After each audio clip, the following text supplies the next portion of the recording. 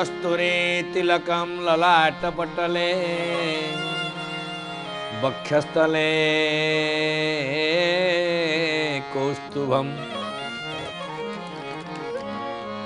नासाग्रे गजमौक्तिकं करतले वेणुकरे कंकणम सर्वांगे हरिचंदनम सुललितम कंठे मुक्तावली गोपस्त्री परिवेष्टितं विजयते श्रीगोपाल चूड़ामणि सुन सुन सुन सुन सुन सुन देई मन कार्तिक कथा सुन सुन सुन सुन सुन सुन देई मन कार्तिक कथा कार्तिक व्रत शुणिले पाइबु चेता सुन सुन सुन सुन सुन सुन देई मन कार्तिक कथा सुन सुन देई मन कार्तिक कथा दैव दौड़ी मन मनीष गाई जेड़ी ओटारे तेड़े जाऊ तू धाई दैव दौड़ी मन मनीष गाई जेड़ी ओटारे तेड़े जाऊ तू धाई माया बंधन को काटी कृष्ण भजुता सुन सुन सुन सुन सुन सुन देई मन कार्तिक कथा सुन सुन देई मन कार्तिक कथा सुन सुन देई मन कार्तिक कथा कार्तिक व्रत कथा एही सुन जने मन दे कार्तिक व्रत कथा एही सुन जने मन दे वृषभ उपरु पड़ीला वृक्ष की कुसुम झड़ीला संसार मध्य जेते धर्म नुहे कार्तिक संगे ता देखी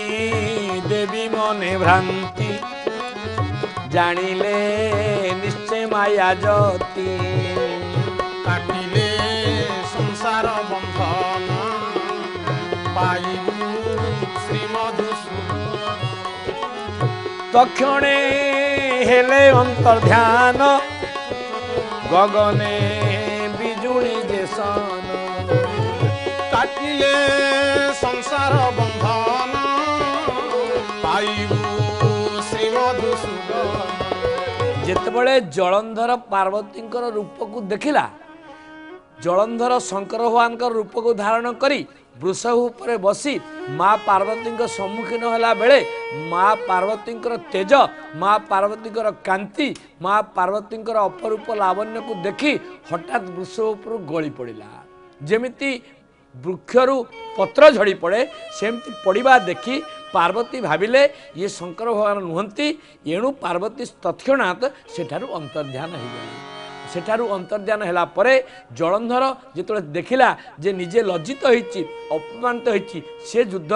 से जगारु युद्ध क्षेत्र को प्रत्यावर्तन कला पार्वती तत्क्षणात अंतपुर को जाई भगवान कृष्णचंद्र को नारायण को स्मरण करने को लगिले कहले हे प्रभु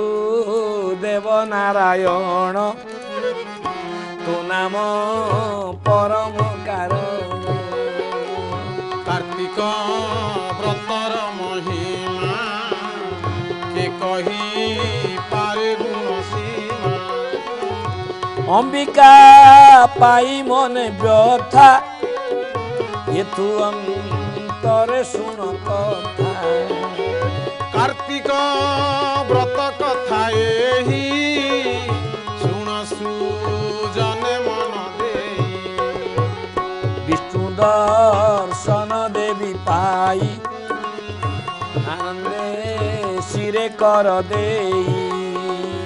संसार मध्य जेते धर्म मुहे कार्तिक संगे श्रीमंत महिमा तोहर शरण जनक सुदर काटिले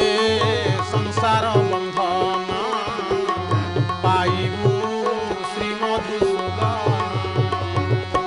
एणु तो दईतारी बाना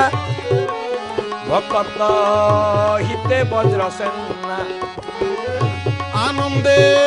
बोल राधा राधा राधा हरिवे सर्वबाधा बोले हे प्रभु नारायण हे अनंत कोटि ब्रह्मांड नायक हे अचिंत्य हे अलेख्य हे अव्यक्त हे प्रभु नारायण आपण होचती मायाधर किंतु ये जलंधर आपण को माया को धारण करी मते माया रूप रे मो स्वामी शंकर भगवान को रूप नहीं जो प्रकार अवस्था वर्तमान मते करने को मन चिंता करथिला जदि मु सेटारु अंतर्ध्यान हेई नथांती ताले कि प्रकार असंगत अवस्था प्रभु आज हेइतांता आपणकर बाना होची दैतारी बाना दया करिवार बाना आपण को बाना होची पतित पावन बाना आपण पतित मान को उद्धार करिवा पई बाना उडुचंती मु आज जो क्लेश पाइची जो कष्ट पाइची जो व्यथा पाइची जो दुख पाइची एथुरु आपण मते उद्धार करतु तत्क्षणात सांगे सांगे पार्वती को पाखरे नारायण पहुंची गले कले नष्ट व्यवहारे आसीथिला मो रूप देखि मोह गला कार्तिक व्रतर महिमा के कहि पारे गुण सीमा तू नाथ सर्वधर्म गुरु मोते जे रखिलु दुस्तरु कार्तिक व्रत कथा एही सुन सुजने मन दे अधिक की कहिबी आउ हो प्रभु बुझी आज्ञा है कार्तिक व्रतर महिमा के कहि पारे गुण कहले प्रभु मु आपन को अधिक कथा आउ कहबा को चाहे ना ये बेसी दिन जदि जलंधर संसार भितर रहिबो नारी मान प्रति जो अवस्था हब नारी मान अपमानित हेबे ये भली राक्षस आ बेसी दिन रहिबा उचित नुहे सबुठु बड़ कथा हला आपण होचती मायाधर से किंतु माया रे से मते शंकर भगवान को रूप धारण करी माया रे कपटरे जो रूप धारण करथिला मते जो प्रकार भाव में असंगत करने को आसीथिला आपण जदि मते रक्षा करि न थांते ताले मोर सम्मान चली जाई थांता प्रभु आपण मते आपण विचार करंतु एबे कोन करबा पड़िबो कहले पार्वती आपण तुमे व्यस्त हो ना मु चिंता करूची मते ताकू कोन करबा पड़िबो जेहेतु मु होची मायाधर से माया कला मु तार माया सहिबी नाही मो नाम मायाधर जेणु माया मु न सहिते कार्तिक व्रतर महिमा के कही पारे गुण सीमा विशेष साधु ठारे पुणी माया करंती जेउ प्राणी कार्तिक व्रत कथा एही सुन सुजने मन दे मुहिक रही ताकू माया जावत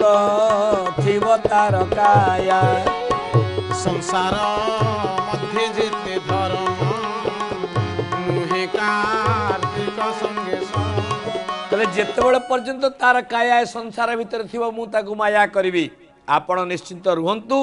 जो माया करी से आपणकर सत्य हरण करबा पई प्रयत्न करिथिला मु जेहेतु मायाधर मु सेही माया करी तार पत्नीर सतीत्व हरण करी बोल बाबाजी महाराज गुरुदेव श्री विमलाचरण दास महाराज की जय।